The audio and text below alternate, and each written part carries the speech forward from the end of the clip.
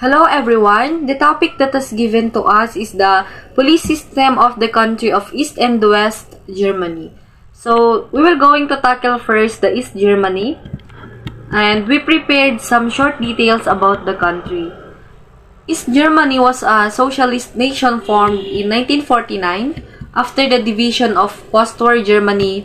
During the Cold War, East Germany was the most significant Soviet state in Europe after Russia, but its socialist policies led to economic stagnation, political oppression, and widespread dissatisfaction among the people of East Germany.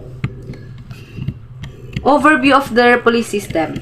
The Deutsche Volkspolizei, or the DVP, German for German's People's Police, commonly known as Volkspolizei or the WOPO, was the national police force of the German Democratic Republic or the East Germany from 1945 to 1990. The Volkspolizei was a highly centralized agency responsible for most civilian law enforcement in East Germany, maintaining the 257,500 at its peak. Estimated strength is 257,000. Name of their police agency is the Stasi. Insignia and ranks. So, Volkspolizei is under the military police force, and their highest rank is General of the Army, and their lowest rank is Sergeant. Meron silang mga commissioned and non-commissioned officers, just like the Philippines. And meron din po silang field officers and company officers. Types of their law enforcement. East Germany created a centralized police force under the Ministry of the Interior. The paramilitary Volkspolizei, literally yung police force na sinasabi ko kanina. It is also established a border police force or yung German Gentruppen, their DDR. Initially an independent force, later integrated into the army and then reorganized as independent military organization because Germany's borders became largely open in 2005 due to the development of the European Union and the spread of the Schengen Agreement to all neighboring countries. So the Bundesgrenzschutz was renamed to Federal Police. The duties of the federal police still are limited to the security of railway lines, main railway stations, airports, seaports, and several other special duties. So, short history lang po about their police system. The Volkspolizei was effectively founded in June 1945 when the Soviet military administration in Germany established central police force in the regions of Nazi Germany. It occupied the following after World War II.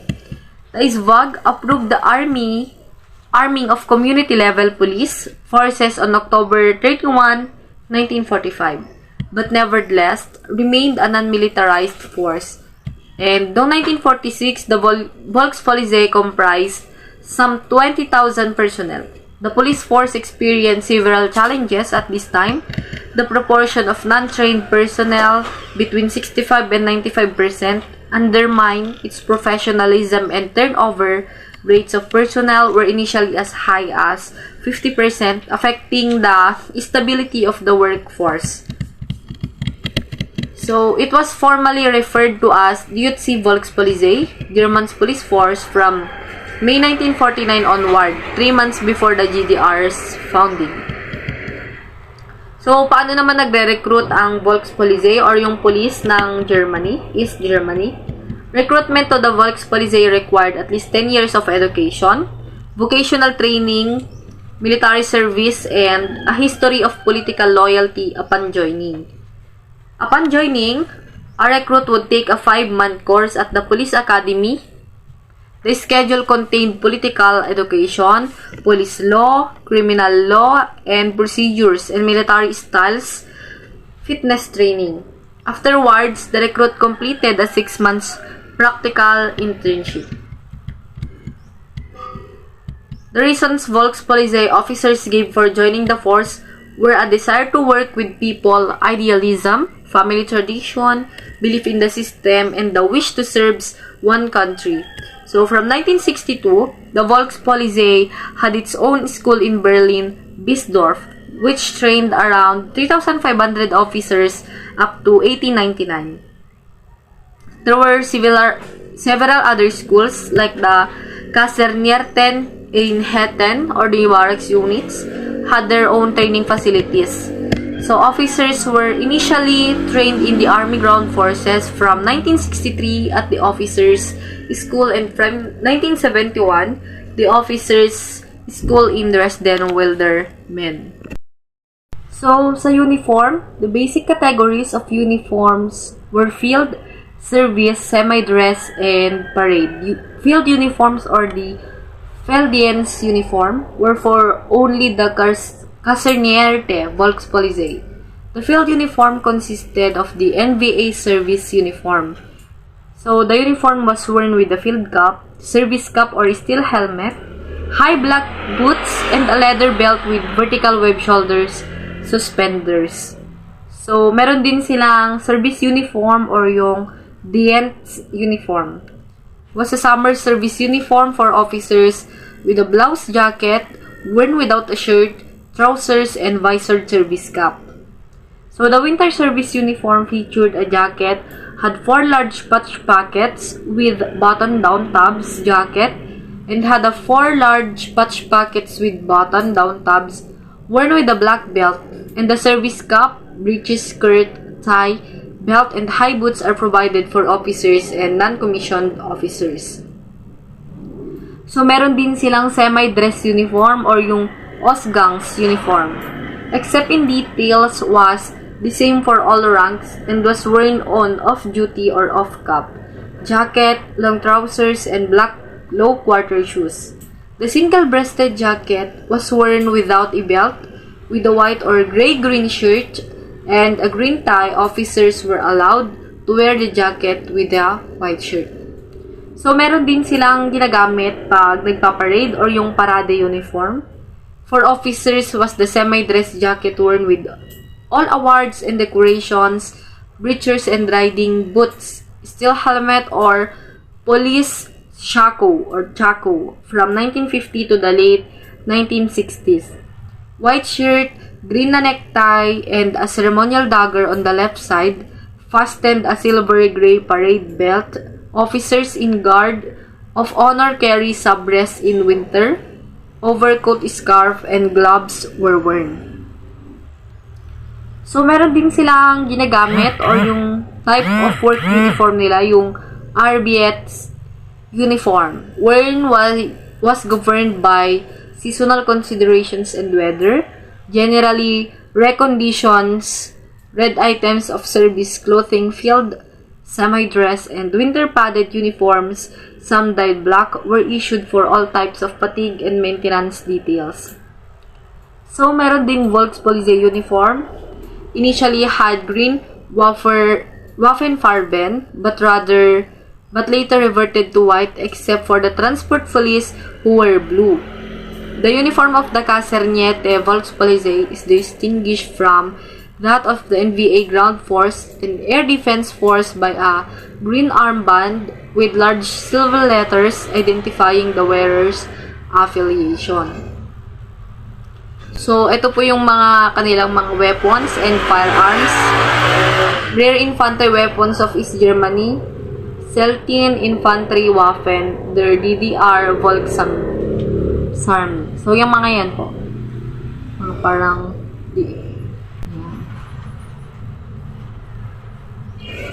iba't ibang klase ng baril or ng mga firearms. And then, ito yung mga equipments or vehicles na ginagamit naman nila. West Germany. Short details about West Germany. West Germany from 1949 to 1950 are a republic consisting of the western two-thirds of what is now Germany.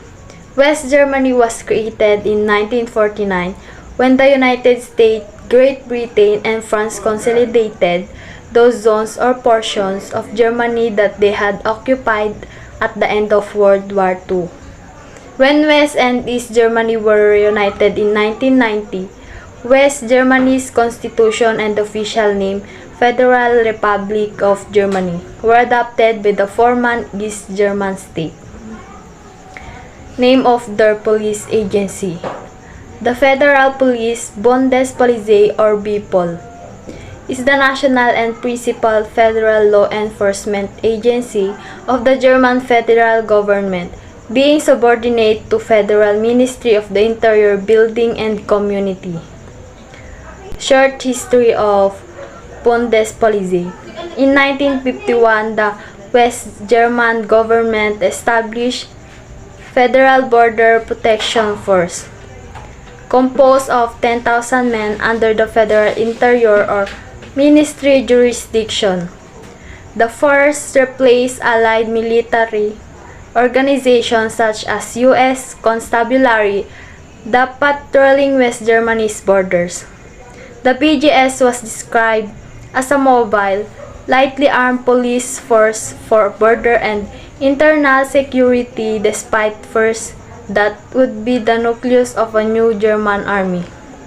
When West Germany did establish an army, the Bundeswehr BGS personnel were given the choice of staying in the BGS or joining the army. Most decided to join the army. In July 2005, the BGS renamed the Bundespolizei or BPOL Federal Police to reflect its transition to a multi-faceted federal police agency. Change also involved a shift to blue uniforms and livery for vehicles and helicopters. The German Interior Ministry reviewed the structure of the BPOL in 2007 and in March 2008 made the structure leaner to get more officers out of offices and onto patrol. Type of their law enforcement decentralized.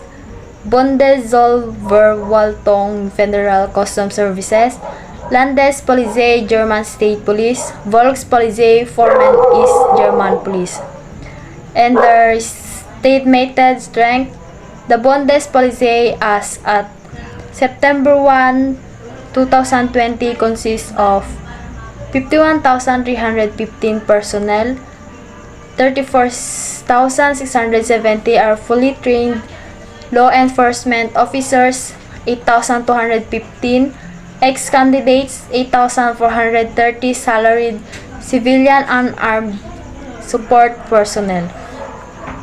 And their recruitment, there is a changes in recruiting like nothing that physical fitness requirements as well as the language level in exams have been changed. The German language portion of the exam currently consists of a 180-word dictation according to report. For recruits looking to join the middle level of police service, authorities have also slightly raised the number of mistakes they are allowed to make in the test in order to still secure a passing grade. Police recruits in this level could go on to provide security at demonstrations or patrol airports and train stations as well as customs to check on Germany's borders. Their organizational structure, kikita po natin dyan. Tapos, yung mga firearms or weapon nila, equipment, kanilang uniform, and then the last rank and insignia.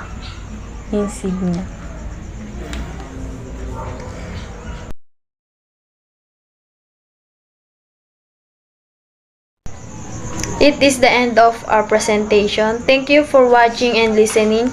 We hope you have learned about something police system of East and West Germany.